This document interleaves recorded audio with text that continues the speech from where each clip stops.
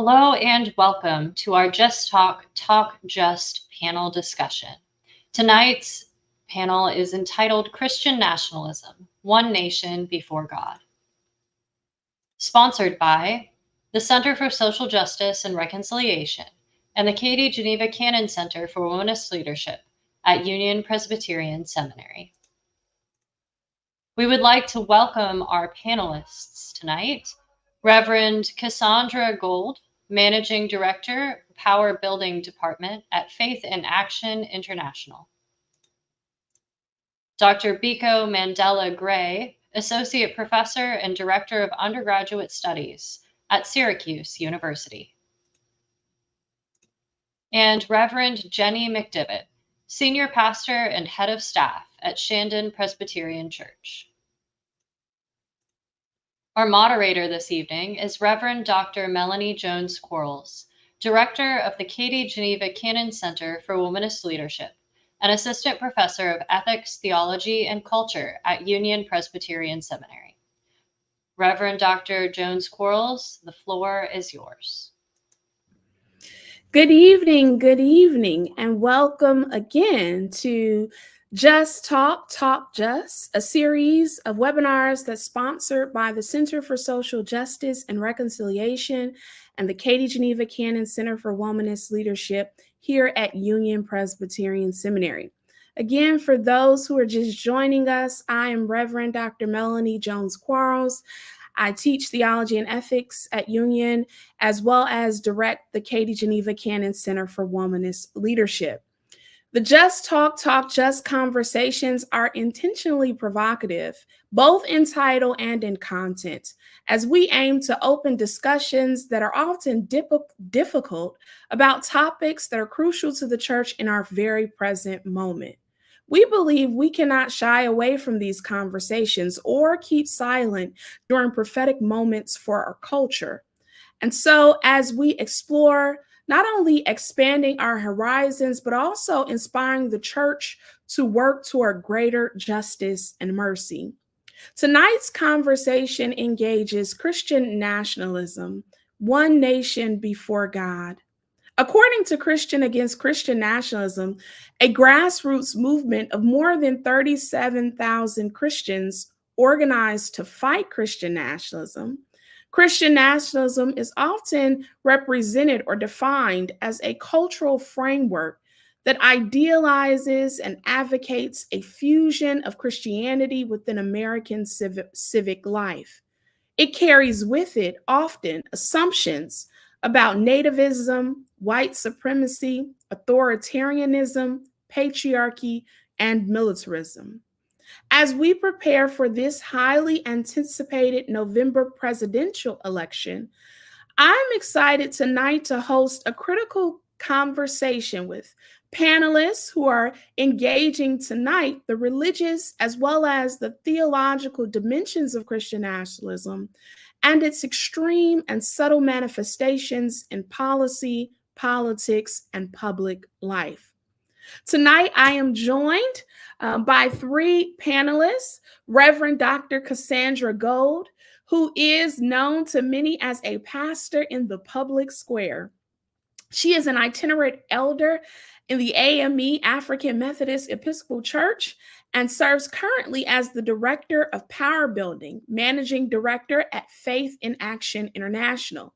She is also the former pastor of Quinn Chapel AME in Jefferson City, Missouri, and Executive Director of Missouri Faith Voices, as well as the Religious Affairs Director of the Missouri NAACP and the Faith Co-Chair for Missouri Jobs with Justice. Welcome, Dr. Cassandra. Our second panelist is Dr. Biko Mandela Gray, who is Associate Professor of the Department of Religion and the Director of Undergraduate Studies at Syracuse University. He writes, teaches, and thinks about the relationship between Blackness, religion, ethics, and philosophy in the United States. His first book, Black Lives Matter, was published with Duke University Press. Dr. Gray's work operates at the nexus and interplay between continental philosophy of religion and theories and methods of African American religion. Welcome, Dr. Gray.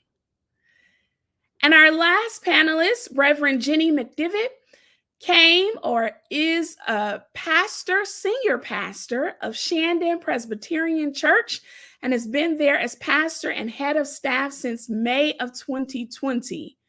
Prior to joining Shandon, Jenny was senior pastor and head of staff at Madison Avenue Presbyterian Church in New York City. She also served as pastor of pastoral care at Village Presbyterian Church right outside of Kansas City, and was ordained at First Presbyterian Church of Ann Arbor, Michigan. She holds degrees from Kenyon College in creative writing and Union Presbyterian Seminary. She is an alum, as well as she serves as a current member of the Board of Trustees. Welcome, Pastor McDivitt. Well, I think the most important question to start with is, how do we define Christian nationalism? What is Christian nationalism for folks who are joining us for tonight's conversation? It's open. Y'all can jump in. Right. I'll get us started. I'll jump in. In her book, the Psychology of Christian Nationalism, Dr. Pamela Cooper White refers to the unholy alliance that's Christian nationalism, white supremacy, and the pursuit of power, in just not even theological or academic terms. In basic terms, Christian nationalism is this intertwining of a fraudulent theology, the misuse of Christianity with God and country. Those who ascribe to Christian nationalism believe that God incarnate came to earth to actually create these yet to be United States for the benefit, specifically for white, heterosexual appearing, wealthy males, and that they should still basically be benefiting from the state, from the country, all of the policies and etc. It is not merely ideology, but as I said, it's really a fraudulent form of theology.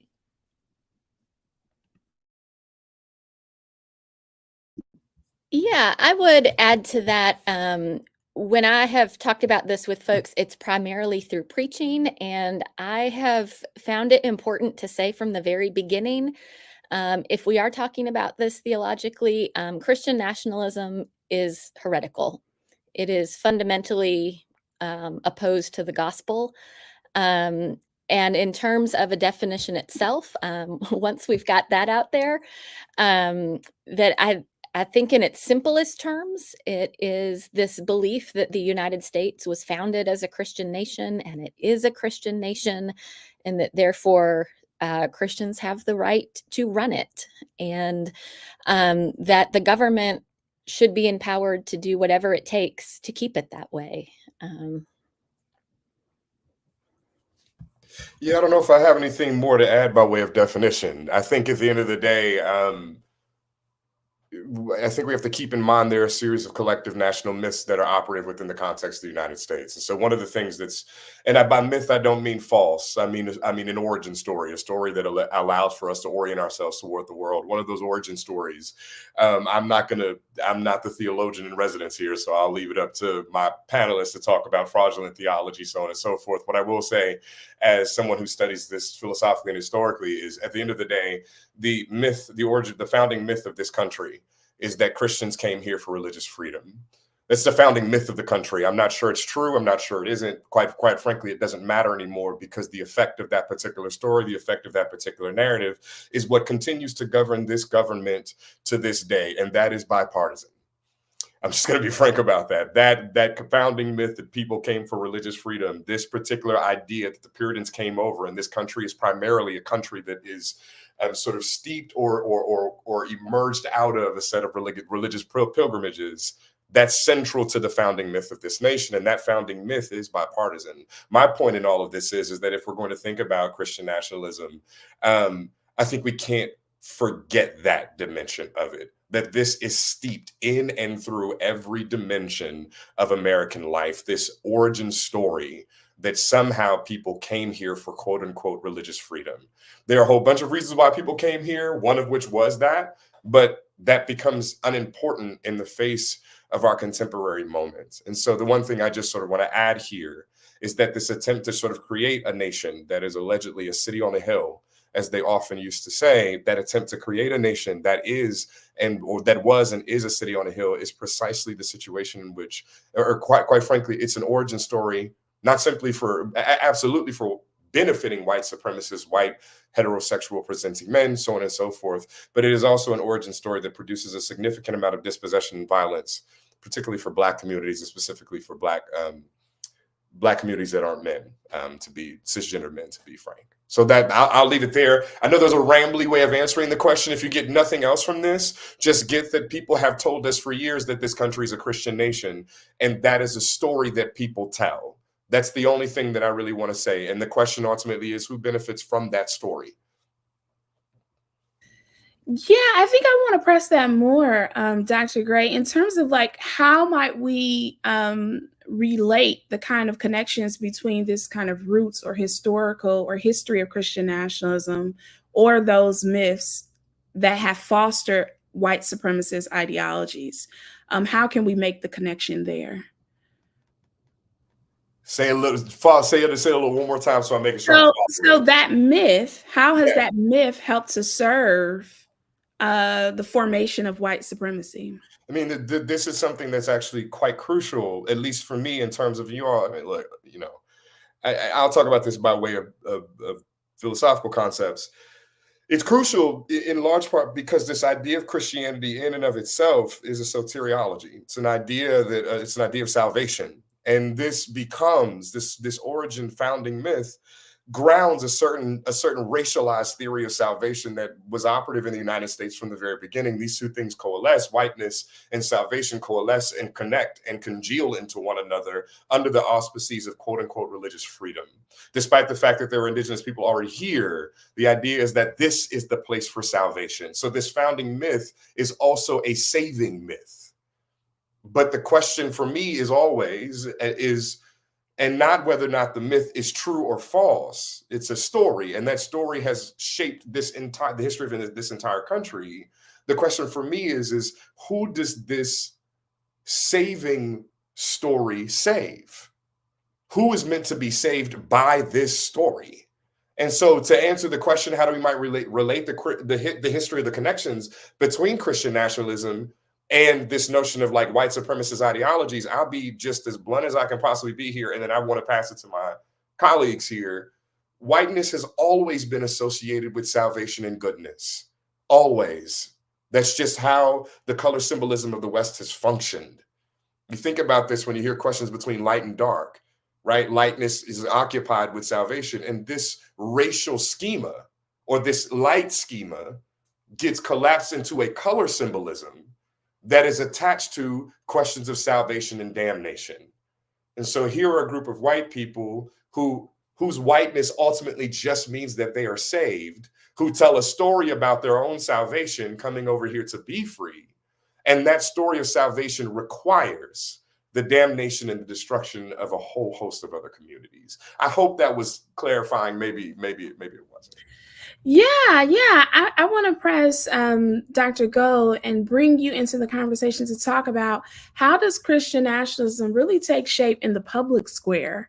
And we think about this in both the public square, but also in the political realm. Yeah, I want to thank you, Dr. Biko, just to add to that deep story, right? That myth around virtuous Protestant men being the founders of the country. And so what it really does is fuse together racial, religious, and national identities of white Christian Americans, right? And that actually fuels hatred and violence against everybody else, right? and really seeks to, in many ways, deform Christianity and this very fragile notion of democracy that we have. I think the best example of how it plays out in the public square is really January the 6th, right? And all of the implications, all of the follow up that has happened since January 6th, how people have been emboldened, whether it's militia groups marching in the streets of downtown Nashville, or Proud Boys defacing Black Lives Matter signs in Washington, D.C. And so in this moment, in the public square, it really should force Christians who don't prescribe to this kind of theology to actually contest for a narrative about our own faith.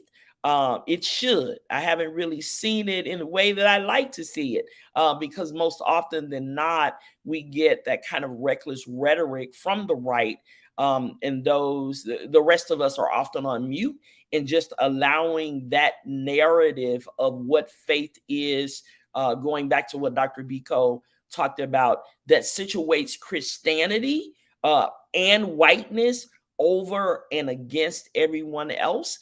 And if this country is for them, then the accompanying myth to that is the rest of us don't actually belong here. And so in the public square, whether you're talking about the public square of faith or the public square religiously, politically, it ends up resulting in things like Muslim bans. It ends up resulting in the kind of book bans that we see in Florida. And it really deeply impacts everybody else that is not a part of that myth, who the country was apparently not for, in simplest terms. Yeah. When we think about Christian nationalism, often folks want to categorize it as this kind of extremist position, this like way far out. But Pastor Jenny, I want to hear you talk about how Christian nationalism shows up and manifests even in mainline churches in ways that are not distant or far, but perhaps very familiar. Sure. I think some of it is, and this will be tremendously simplistic compared to my colleagues here, but some of it is simply that there's enough overlap in vocabulary that people who, are the average church goer, they hear things that match some vocabulary, and they don't necessarily have all of the awareness to also then say, well, this is how it's very different. And I think the church can perpetuate that. And it's, some of I was going to call it our new Presbyterian hymnal. It's not new anymore, but the newest one, it has some very patriotic hymns in it. So we sing those. We acknowledge in worship days that are not Christian holidays, but are much more secular or American. We have a lot of flags in sanctuaries, and I think a lot of times each of those all on their each on its own isn't necessarily an enormous impact, but taken together, it starts to create this underlying narrative in our minds, whether we know it or not, that all of this belongs together. And then when you pair all of that with all of the rhetoric that is surrounding our national conversation right now, then it kind of can become explosive, I think, when we're not addressing it head on. And I do think that is also part of the problem, is that churches often are hesitant to address it in a very direct way or in a Sunday morning capacity. And if we were able to do that a little bit more, I think that would help in, we talked about dispelling some myths and that sort of thing. That was a little bit all over, but hopefully got at some of what you were hoping for. Well, can I hop in here real quick too? I think it works. You know, I appreciate you for that, Pastor Jenny. I also just want to add, it works outside of the churches too in much more subtle ways as well. And I don't know who's on this chat or who's on this call, but Joe Biden invokes Christian nationalism every single time he says, "God, protect our troops." Every single time he says that, he is invoking the logic of particularly white supremacist Christian nationalism. And we're not talking about the terrible, evil orange man from the right in the Republican Party who's a fool. We're talking about the person who everyone thinks is the good white guy in comparison to the bad white guy. But every time he says, "God protect our troops," what he is suggesting is that the military, the violent, brutal military that this nation continues to build, and quite frankly spends the majority of it, or at least a lot of its budget on, is protected divinely to protect this particular country from whatever threats emerge abroad. And what's so interesting to me is, like, who's threatening us? Why do we have to say, "God protect our troops"? Who's threatening us? We got the most advanced military on the planet, and yet we hear these lines, "God protect our troops," "God bless America." This stuff comes out. And we don't think of it as Christian nationalism. We don't articulate, and yet there it is right there in front of us. It's striking how normal Christian nationalism is. And so, Pastor Jenny, I'm just adding to what is happening in the mainline churches, and we're seeing it in the mainline parties as well. That's the only thing I wanted to add. Absolutely. I really appreciate that. I think it's everywhere. It's just kind of woven into our entire identity. And, you know, when I mention these small things about churches, what I want to make sure is that the churches, which is really what I can speak to, that we don't fall into this false sense of saying this is a problem that is outside of us. And wow, I really wish someone would fix that. But we say there are actually things we do every Sunday that are also perpetuating this. So it's all of the above. So thank you for that. Yeah, can I add something? I know a little bit about church. To Dr. Vigo's point about God, God bless America is really God favor America, right? And so if America is the chosen one, that means everyone else is not chosen. And so then it means that whiteness, once again, is protected, it is chosen, it is favored. And besides all of the practical dangers of that, some of which we have named, what does it do to the psyche of other folk in America that are not favored, not chosen, to other folk globally? Now, fortunately, I spent a lot of time on the continent, and folk are not thinking about what America is thinking about them. But it is this way of diminishing the humanity of everyone else. I spent a lot of time reading data. My daughter says I have a lot of useless facts in my head, but Whitehead and Perry, in some of their most recent data around this, they tell us that 12% of mainline clergy actually agree with the statement God intended America to be a new promised land, right? And they break it down. Fortunately, at least Presbyterians, it says that few of you all believe this, but 1 in 4 ABC USA clergy believe this. 18% of United Methodist clergy believe this, according to their statistics. And so we have to examine it. We've situated it in the evangelical arm of Christianity. The blood is not only on their hands, right? We have to actually examine all of our practices. And when we are, in fact, doing oppressive theology, of the ways in which we are mimicking that, and that's white and black church, if we are real honest about it, because that we've been conditioned by that. And the internalized oppression actually also shows up theologically. I see folks populating in the chat. feel free to tell us where you're from, where you're joining us from, or to drop comments all throughout. I see folks responding to that. So keep it going. As well as if you have a question, feel free to drop it as well. I'm thinking for the person who's joining this conversation, who's like, Christian nationalism, what's the problem, right? What's really at stake here, right? Is the notion of a Christian state something that Christians should gravitate towards, should not gravitate towards? What's at stake here is kind of what I'm trying to get at, and this is open for any of our panelists here. I mean, I'm going to be kind of petty here. Jesus said, give unto Caesar what is Caesar's. Any notion of a nation state, aside from, what Jesus in the Gospels calls the kingdom of God, or what, Augustine might eventually call the city of God. And I've got problems with Augustine for sure. But I would say that Jesus is kind of clear that he's fundamentally uninterested in the idea of the nation state, or at least the idea of the nation or the state at the time.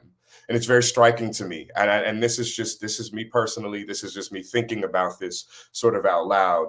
Once you start developing these things called nation states, you start developing these things called economies and borders. Once you start developing these things called economies and borders, you start asking questions about who has most access to benefit those economies and who can be situated within those borders in ways that are legitimate. Right. These are questions that Jesus just didn't ask. If he's seen you on the side of the road, at least so far as I can tell, at least in the first three, the synoptic three, the big three gospels, I can't talk about John. But as far as I'm concerned about the big three, he was hanging out with everybody and their mother. It didn't matter where you came from. He might talk dirty to you. He might talk nasty to you. Jesus might, but at the same time, he's going to welcome you.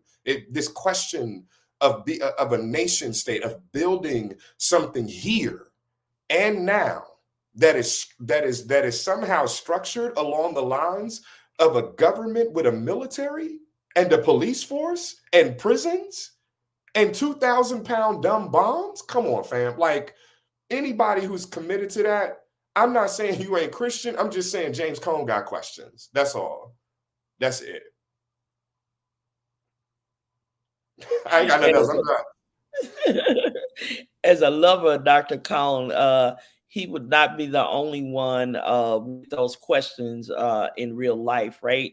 I'm reminded, I think it was in a speech at Howard University, our beloved Toni Morrison taught in the 1990s, I think it was 1995, she talked about what it takes for an authoritarian government to actually take hold. And so while we talk about what's at stake, what's playing out politically right now is us being on the brink of having an authoritarian government actually take hold. She laid out 10 things. And one of the things she said was isolate and demonize an enemy, right? By unleashing and protecting, unleashing and having this kind of verbal abuse of them. A part of my work in the public square was responding to responding to calls, particularly for Black communities in crisis. When I was called to Buffalo 2 days after that tragedy, spent about 3 weeks on the ground there, went to court with the young man who was occupied by the demon that killed our now ancestors in that city. And I didn't read all of it because I couldn't bear to do that.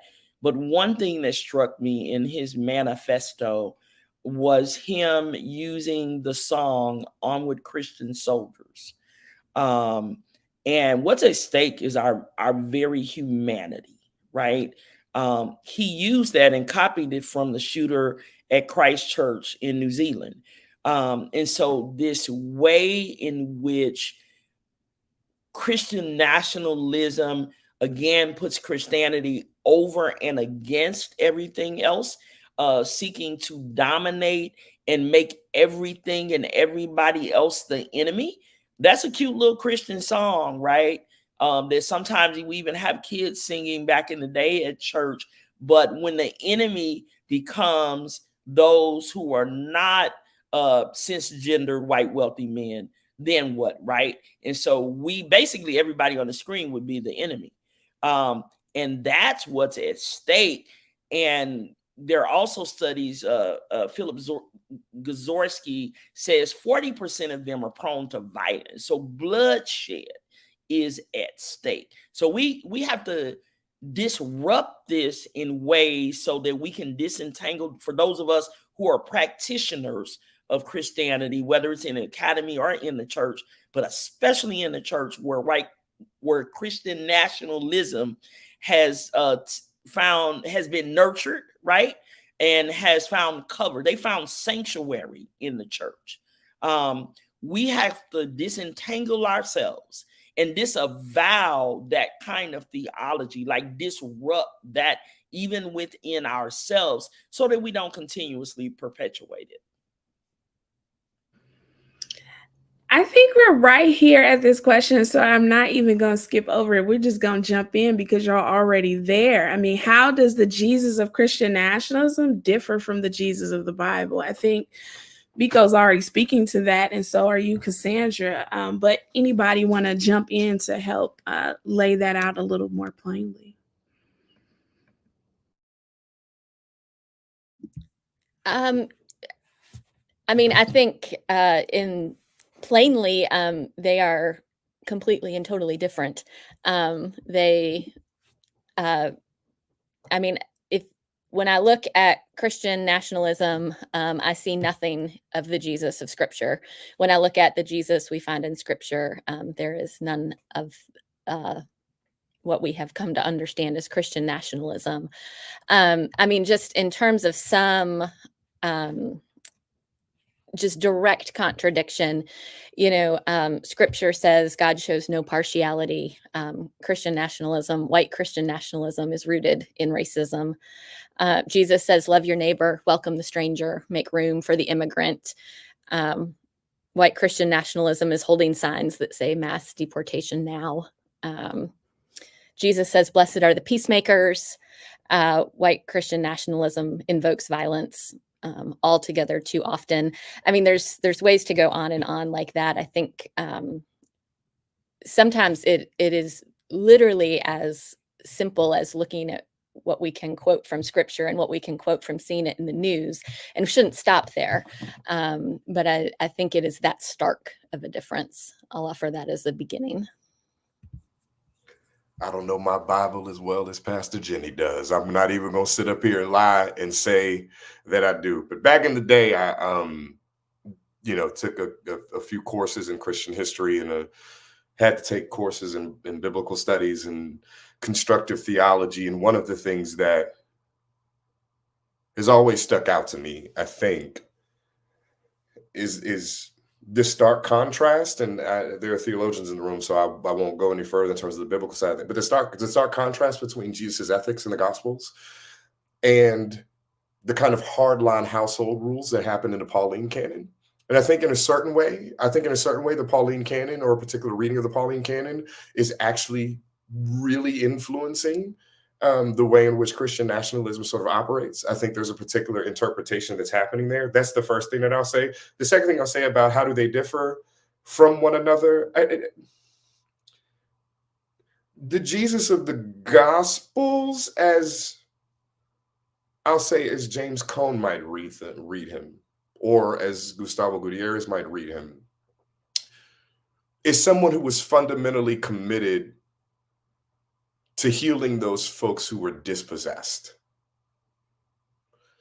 The Jesus of Christian nationalism is fundamentally committed to healing and saving those folks who do the dispossession. So if that makes sense, we talk in sort of basic terms, and Melanie, I'm sure you've preached about this before. Jesus hits up with the hookers, and I mean, I hate to be like nasty about this, but that's kind of how it is. The hoes and the pimps and the number runners and the drug dealers and the folks that's down bad, like Jesus is kicking it with those folks, right? That's sort of important to him. But the Jesus of Christian nationalism is far more invested in the Elon Musks of the world and the Jeff Bezoses of the world and the Donald Trumps of the world. And that's very important, because for them, It's Max Weber makes this very clear. That level of expropriation and dispossession that they do is tantamount to their salvation. How do they know they're saved if they're not destroying other people's lives? It's a legitimate sort of logic. So that's what I would say. The Jesus of Christian nationalism is on the side of those who do the dispossessing, and the Jesus of Gutierrez's and Cone's gospel is on the side of the dispossessed. That's how I would think about it. Jesus of Christian nationalism storms the Capitol, right? Sheds blood. Jesus of Christian nationalism is a part of the system, is not just the armor bearer to the system, but the ambassador of the empire. Jesus of the gospel, the Jesus I preach about, and I know that Melanie and Just Meeting Jenny, but it sounds like you're preaching about, right? Is a Jesus that actually disrupts the oppression, right? Jesus doesn't get to be crucified for the act of sedition. If Jesus was just maintaining the oppression in the neighborhood. So it is a Jesus that disrupts that. In the words of Kendrick Lamar, they not like us, for real. Reverend Jenny, this is a question that comes from PCUSA tradition on how do we kind of reckon with Hendrik Bossers, the PCUSA adherents, and the need to be patriotic in terms of how do we wrestle with the Reformed tradition from the PCUSA Constitution, the Book of Confessions, as perhaps patriotic documents, or even suggest that there should be some ways that we uphold a kind of patriotism? Sure, that's a small question. I think I guess I'd immediately gravitate toward a couple of things, and there's a lot of pieces to that question. And one would be, I think the way we understand or define patriotism has to be addressed. I think a genuine patriotism is insistent upon critiquing our country and saying, where can we do better, and holding it accountable. I think patriotism that surfaces with Christian nationalism, or maybe just even in the general air, is more in line with, America right or wrong. So I would say that, if we're understanding patriotism to be something that has a fundamental humility and a desire for the country to be the best it can be, that's a different question than depending on how you want to define that. In terms of Presbyterian confessions, I am going to fail miserably at quoting any of those off the top of my head. But I can tell you that at various different General Assemblies, there are a few different documents that the denomination adopted at those General Assemblies. One of them is about faithful patriotism. And another is, I'm not even going to come up with the title in the back of my mind, but they do address those things actually quite directly. And they do quote from the Book of Confessions, and those were adopted by the denomination. So it would be helpful if I could quote them to you. If anything, I can give y'all links to them, but I do think that's a helpful starting place for those who are within this tradition and trying hard to reconcile with, the documents and the confessions that we are given and bound to, by ordination vows to uphold. So there's some troubling stuff in the Book of Confessions for sure. There are some resources to help us wrestle with that, I guess. I want to make a move to Project 2025. What do we see as the connections between Christian nationalism and the proposed Project 2025? I wish I could, I'm a scholar, supposed to, read a lot of books and stuff.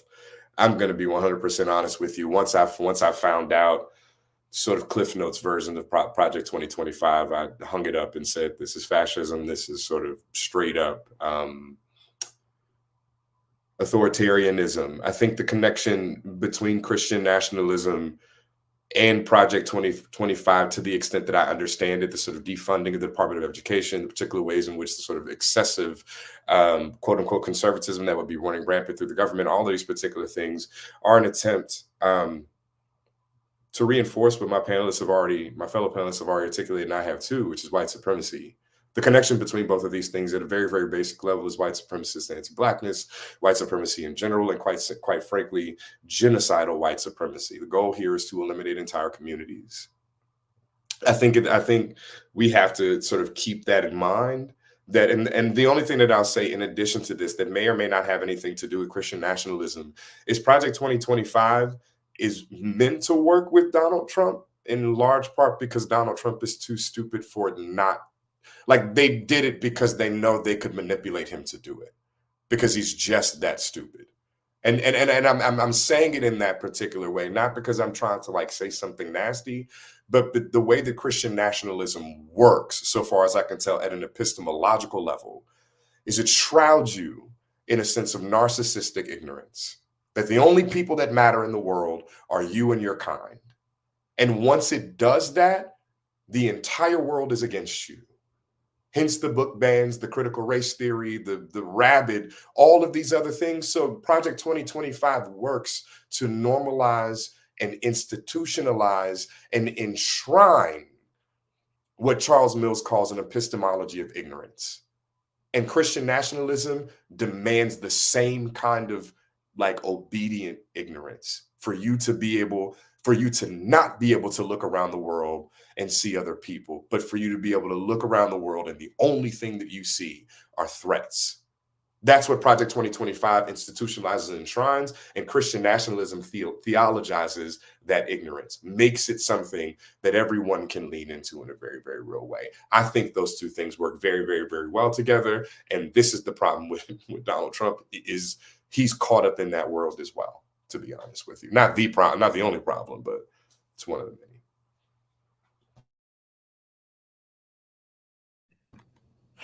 I wish I didn't have to think about Project 2025. But unfortunately, it's a part of how I've been spending my days and nights, and I'm going to sue the Heritage Foundation for trauma and damages. It is that 922 pages is the manifesto of the present day white Christian nationalists, right? Heritage Foundation is the white Christian nationalist country club, right? The kind of people associated with the moral majority of the 70s, with their pastor Jerry Falwell and the likes, right? And so they are all in bed together, right? It is interconnected. Again, it is just their, we just got what is it, the New Revised Standard version, updated edition. It is the updated edition of the white Christian nationalism Bible. That's exactly what it is. And so you can't do one without the other. They are deeply connected. While it is a web of bad actors, again, it is nurtured and given cover by the churches that actually perpetuate white Christian nationalism, and it is proclaimed in their pulpits weekly. And it's also like this also connection. So we talked about white Christian nationalism, that Jesus, right, not being really the antithesis of the Jesus of the Gospels. Thinking about Project 2025 and even like the Gospel of Matthew that we literally use as a foundation for so much charity, because the church likes charity better than justice. That's another story. But thinking about that, right, if you look at when people are hungry, the gospel of Jesus feeds the people.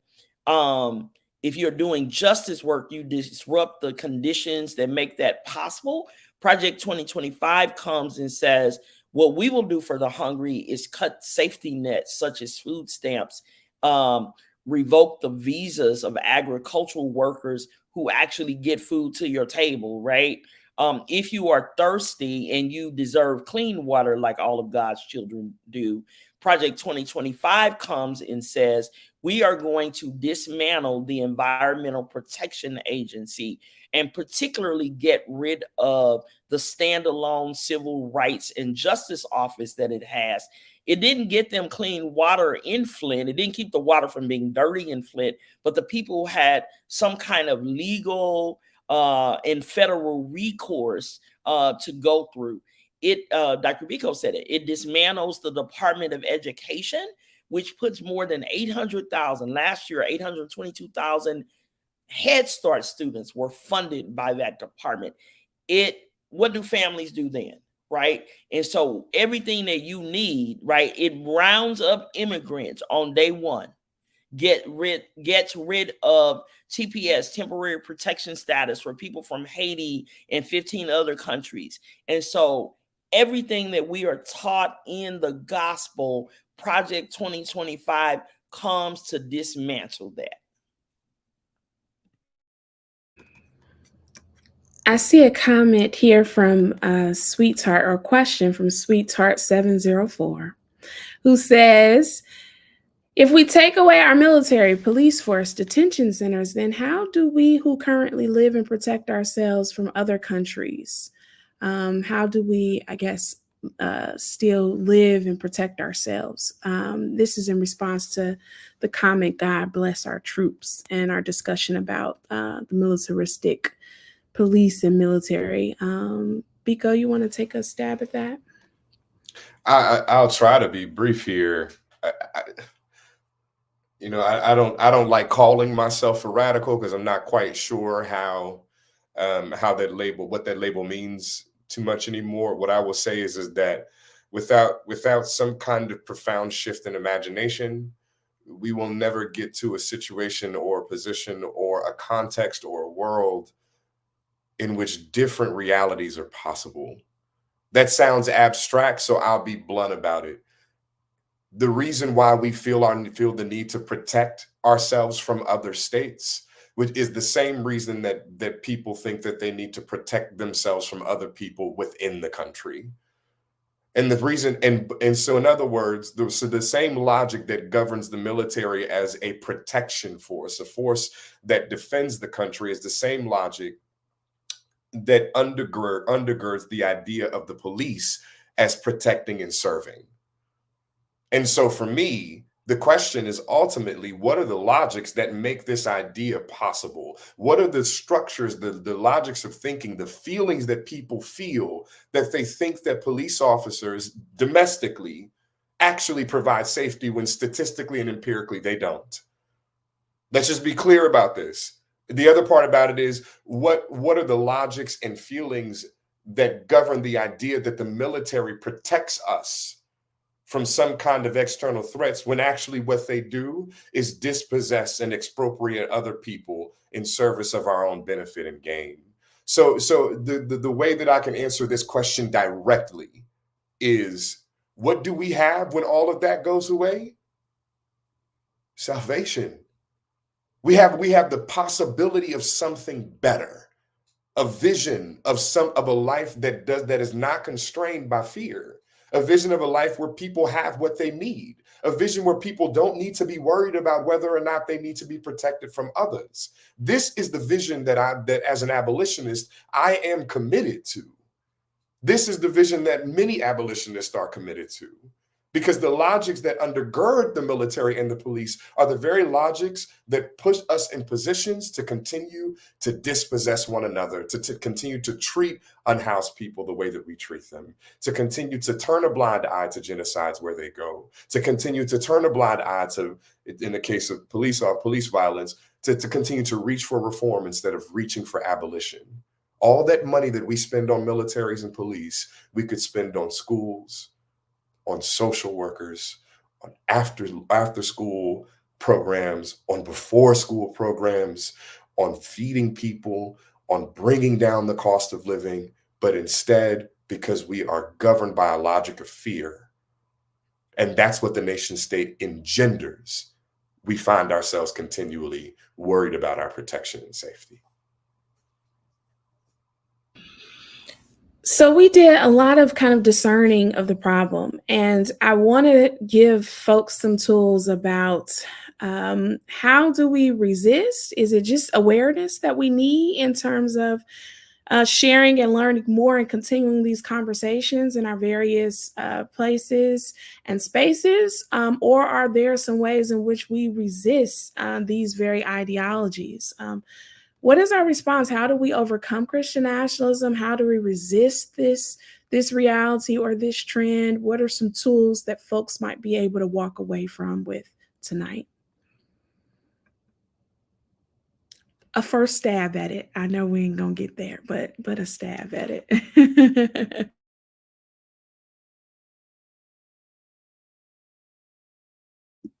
I'll jump in with a very small practicality from a congregational perspective, I suppose. I think we have to talk about it, even if it's uncomfortable, even if it means, disagreements come up, and thinking, that the church has a very particular moment that it can step into here. I think we really like to bemoan that the church, is no longer relevant or isn't respected or recognized. We've done a lot to earn that. But if Christian nationalism is using the name Christian, then those who identify as Christian are obligated to step in and say, no, this is different. So churches can and should. And I think that I think from colleagues, I hear a lot about, like that's going to be polarizing, or, purple church this, purple church that. I think that we really just have to give that up and speak what is true in the gospel, which is a very loud and unequivocal statement against all of this, even if it does upset some people in the pews. Yeah, I'm a community organizer. And so, the lifeblood of organizing, one of the things that we say at Faith in Action is the first revolution is internal. And so it goes back to owning how we have been complicit in it, how we've perpetuated it, and then doing the internal work before we do the outside work to actually disrupt it internally, so that we have like this ethic of the politics of Jesus, right? That we make sure that the theology that we are practicing, that we are proclaiming, actually is ethical, and it actually mirrors what Jesus did, and not this impotent version of Jesus and not that Jesus is not love, but it's like the same way we've done Dr. King, right? We don't want to deal with what he was really standing for. We want to just go paint the neighborhood and clean up on King Day. And because we don't want to wrestle with the reality of the grip that whiteness still has on America, and not just the grip, but the violent implications, the body count. And so we have to do that internal work to disrupt the death that is imminent because of white Christian nationalism. We have to have some hard conversations. We have a candidate that's calling for, we just need police officers to be violent one day. We always hear this argument, not all police are bad or good police. Where in the hell are the good police? And why aren't they denouncing that kind of rhetoric, right? Where are the people who don't espouse to this kind of theology? Take the mic back and tell the story of who Jesus really is, and not allow somebody else to have the last word about this fraudulent notion of Christianity. I really appreciate my panelists for providing the context that they provide and providing the concrete ideas if I could add this, and it's going to sound radical, I suppose. The third one is anarchy. And what I mean by that, and I know a lot of people, when they hear that, they think fires in the streets and like, oh, there's no running water. But I think there are visions, and I think Jesus gives them to us in the Gospels. I think there are anarchic visions of justice that Jesus gives us in the Gospels, one of which is feeding the 5,000, right? I'm using this as a very, very basic example. Jesus didn't ask for any permission, no building permits, no liquor license from the state, like none of that, right? People were hungry. I don't care what the state says. He tells the disciples, you feed them. Same thing with John, with Jesus in the book of, in the book of John. Ain't no liquor license here. They want to have a good time. We're going to have a good time. And so part of what I would add to the power of speaking truth to power, as Pastor Jenny put it, and to the power of community organizing, the Reverend Dr. Go put it, the only thing I would add is we need an anarchic vision of justice. That's the tool. Forget the state. Forget it. How do we do this amongst ourselves? Where do we go to make sure that we all in the same place with each other, protecting one another? And the truth is, poor, dispossessed, and I can only speak from my community of concern, Black communities do this a lot. They don't need cops all the time. And back in the day, I ain't as old as I might act sometimes. But back in the day, you go to your neighbor's house and it was there. This is one of my favorite, I'll end with this. One of my favorite scenes comes in a novel by Toni Morrison. We were talking about this earlier, Pastor. I think it's powerful. Reverend Doctor, I think it was powerful that we have this scene about the clearing in Beloved. But I love that scene. And I also love the scene that comes before that scene, which is the baby had a taste of blackberries and 2 cakes became 12 and 2 chickens became 15. That's what the community does. There was no state there. There were no cops. There was no military. It was just people providing for each other. Forget the state.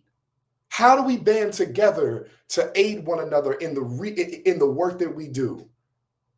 For me, that's the tool. That's how you disrupt Christian nationalism, because Christian nationalism wants the state to clamp down on you. But if you say here in this here place, it's us, that's how you that. I feel like that's the thing that we can do. But honestly, this is really just adding on to what my other 2 panelists sort of discussed. I really think it is. Yeah. Sorry. I know that was 2 words before Reverend Jenny goes. And I say this often in these trainings. We also got the template, right? We have the ministry of Jesus. And from the beloved Black church, we got womanist theology. Come on, somebody. We got Black liberation theology, right? We actually already have an alternative vision to that. And so use what we got.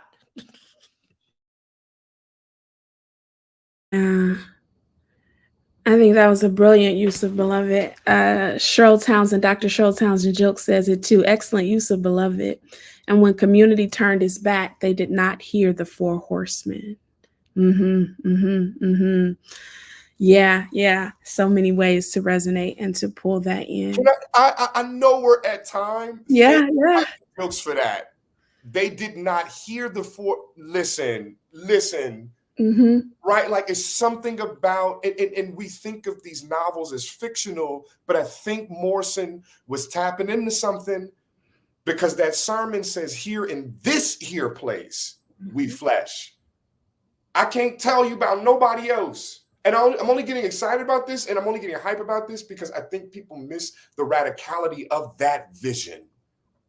Baby Suggs is not interested in the yonder. Because the yonder does not allow for 2 pies to become 12. only here in this here place where we flesh, where we love each other, that we have the possibility for mutual aid. That's anarchy to me. That's what I mean by anarchy. Sorry, I'm done. I didn't mean to go off. It's Dr. Jilks, you had to do it. You had to do it. And that's the note. I'm teaching womanist literature. So for all my folks, we're reading Toni Morrison Sula right now, but y'all, beloved is what we also connecting to as well. So this is a note for them to go back and take a look at. Thank y'all so much. I mean, I think I literally can talk to y'all all night, but I know for the sake of time, I want to make sure that we give some orientation to this conversation and hear from you all powerful voices as you give us some frame of perspective and reference, but also some tools to walk away with. For those of you, again, who are joining Just Talk for the first time, we do this every month. This month is Christian Nationalism. We'll continue in this series on rethinking what is this notion of reconciliation? Is it at all possible? And really interrogating that very concept and claim through various topics every month. So tune back in with us in November for another conversation. And thank you again to our panelists. Thank you, Dr. Gold. Thank you, Dr. Gray. Thank you, Pastor Jenny, for our opportunity to have this conversation tonight. Thank you, everyone. See you later. Good night.